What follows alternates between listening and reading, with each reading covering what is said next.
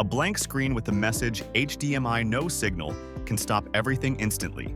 In this video, I will show you the quickest and safest fixes you can try at home to get your TV detecting your device again. Every step is simple, requires no tools, and can solve the issue in just a few minutes.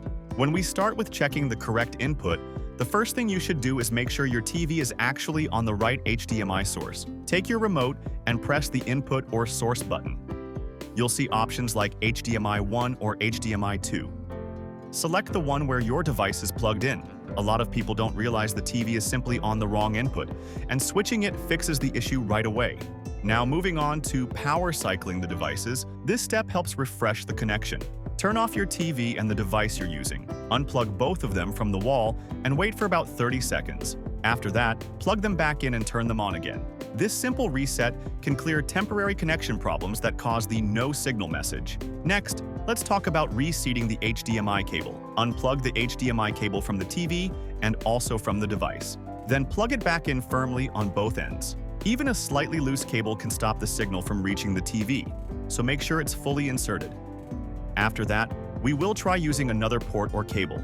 Move the HDMI cable to a different HDMI port on your TV and switch the input to match that port.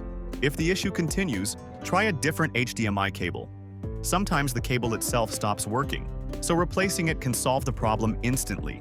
Now we should check the device's output settings. If you're using a PC, console, or streaming box, make sure the resolution is set to something your TV can handle. Also make sure the device is actually sending a video signal. Once the output settings are correct, the TV should detect the signal without any trouble, and if all of this still doesn't fix it, you can try a soft reset on your TV. Go into the TV settings and look for the reset or initialize option.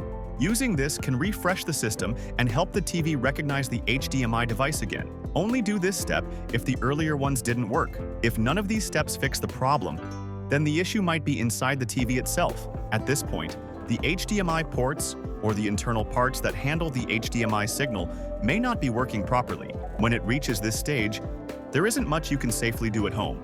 The best option is to contact the manufacturer's support team or take the TV to a professional repair service. They can check the hardware and guide you on the next steps, especially if your TV is still under warranty. That's it for this video on how to fix the HDMI no signal problem on your TV.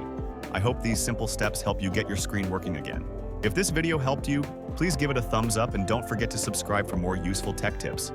If you have any questions or if one of these steps worked for you, let me know in the comments below.